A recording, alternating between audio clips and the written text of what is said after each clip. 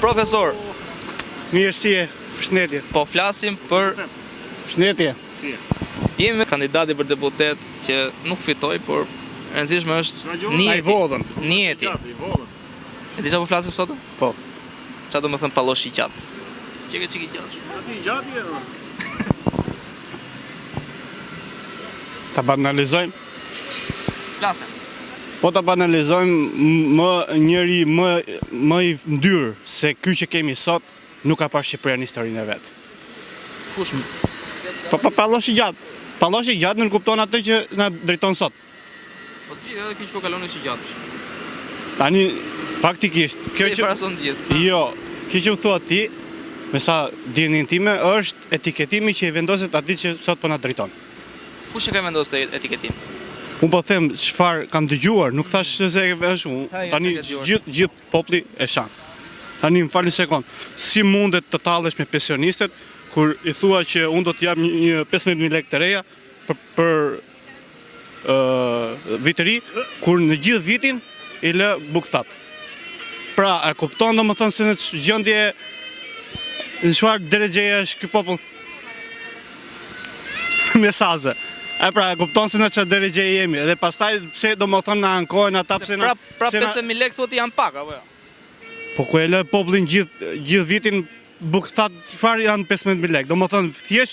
Domethënë për ta mashtruar që marri përsëri pushtetin. Dhe normale duke patur një pensionist për krah, normale që s'ka për ta humbur kur pushtetin. Po mirë. Nga përgjimet që kanë dalë sipas Po. Partisë Demokratike thuhet në dosjen e SPAK që Belinda Balluku ndër të tjera ju thoshte vargësve të saj për kryeministrin ai palloshi i gjatë. Jo. Tani faktikisht Rama e ka vartës Ballukun, jo Ballukun ka Balluku vartës. thoshte vargësve të saj. Aha. Tash pra kjo është konkurrencë mes dy, po them dy hajdutëve. Kush është hajduti më i madh? Hajduti thot ka për hajduti. Tani kush është hajduti më i madh? Është palloshi i gjatë apo është kjo? Se dy janë hajdutë. Ata janë gjithë më por. Tani falni sekond. Si mund të shkojë në parlament një person që nuk di alfabetin? Institucion. Kush e ti? Institucion. A më duket normale kjo? Një person që akoma nuk di alfabetin. Pra një person që merr 3.000 euro nga gjaku i ynë, na taksat tona dhe shkon edhe lë kokën e namit mes parlamentit. Tani unë faktikisht unë për vendin Ti që tim. përmendë këtë, ku kam shumë pallosha, në opozitë apo në politikë, në qeveri? Njësa janë ata. Ata njësoj kanë qenë, se më kujton në parlamentin.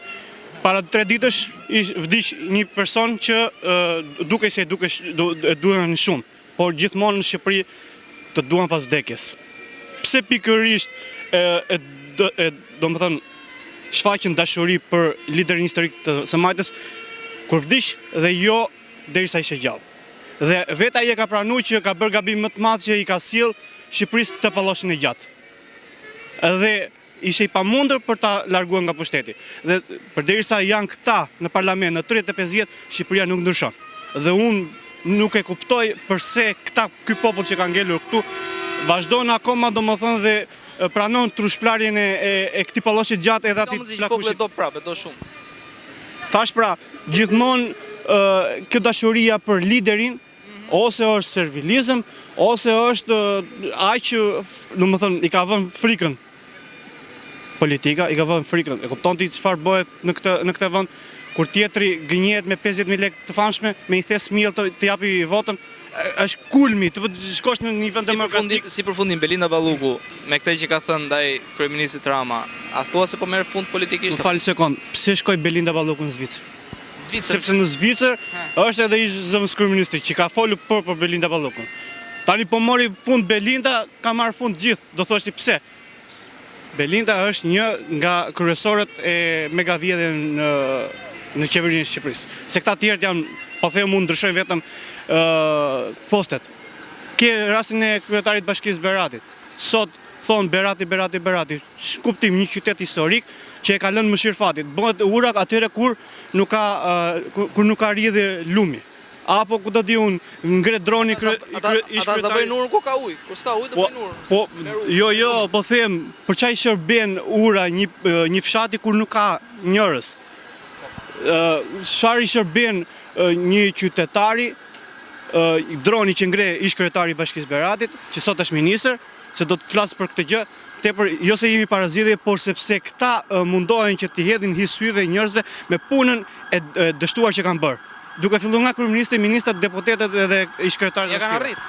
Po ja kanë arrit, pra kjo është ajo që them mund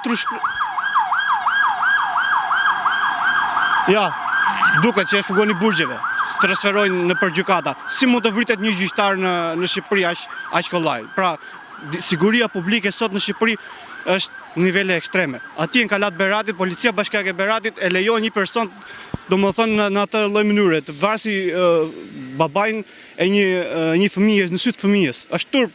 Atje ngre dronin ish kryetari i Bashkisë Beratit, edhe ky që sot. Edhe ngre droni vetëm për tregu që ja ka njerëz, ja që ka grilla, ka zgara. Ama qendra e Beratit, periferia e Beratit është në nivele të frikshme. Si mundet domethënë ti besosh kësaj qeverie, kësaj politike kur ata kanë dështuar në 3-5 vjet dhe vazhdojnë akoma të shplajnë trurin edhe të gënjejnë me 50.000 lekë të famshme. Më thuaj si mundet të votosh akoma përsëri këta politikanë? Unë se kuptoj, si mundet të votosh një person që është stërgjysh i Partisë Demokratike dhe sot vazhdon thotë unë do rikandidoj për kryetar të Partisë Demokratike sot pas 3-5 vjetëve. Se kuptoj. Një person që akuzohet për shumë çka, për korrupsion, akuzohet për 97-ën, akuzohet për gërdetin, akuzohet për gjithë zullumet, për 1 janari, për gjitha zullumet që janë bërë në 3-5 vjet dhe sot prap ata thonë që ne duhet ta votojmë. Për çfarë do votosh? Kur me Flamur Nokën do eci përpara Shqipëria, me Tritan Shehun do eci Shqipëria, me kë do eci përpara Shqipëria. Po me këtë ecim. Atë po të them pra, kjo klasë e vjetër politike ka marrë fund dhe fatkeqësisht ky popull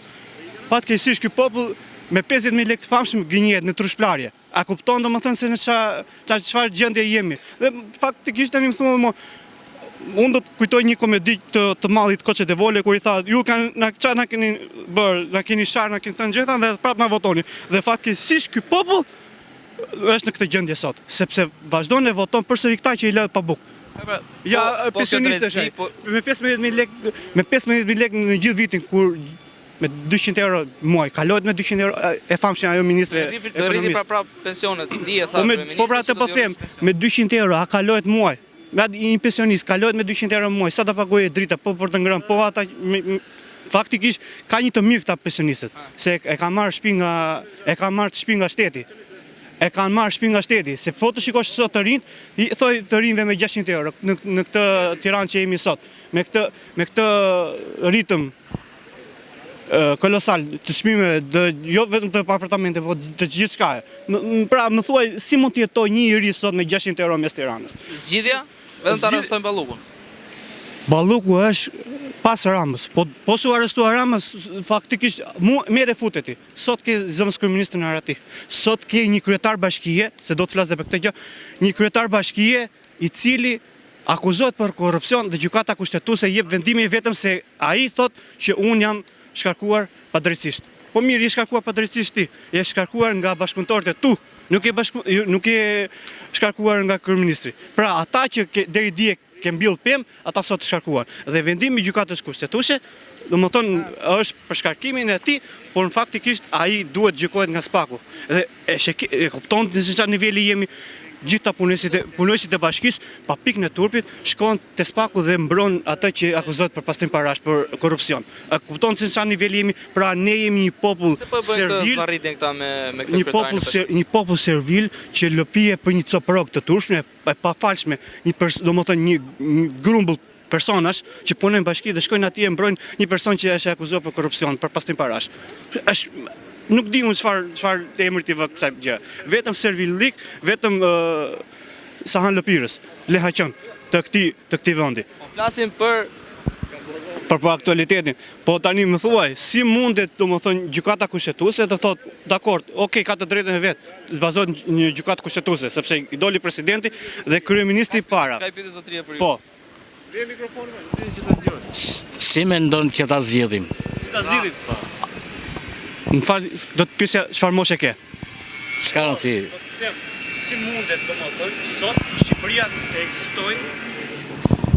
Si mund ta zgjidhim? Atë po them pra, kjo klasë e vjetë politike, ai thotë, si ta rrezësh klasë politike. Rini s'ke, shkollë s'ke, drejt s'ka, e kështu që kjo nuk zgjedhet me votë më. Ta shpjegoj unë. Ta shpjegoj. Ti je i madh. Tani si mund të vazhdosh sot me 81 vjeçar, të vazhdoj kryetar i një partie. Dhe thotë që unë do vi përsëri kryeminist kur është akuzuar kaq vite për zullume. Ai nëse një vend me këtë qeveri që sot, me këtë politikë që sot. Si mund ta zgjidhim? Sepse këtë thash. Rinia një grup para.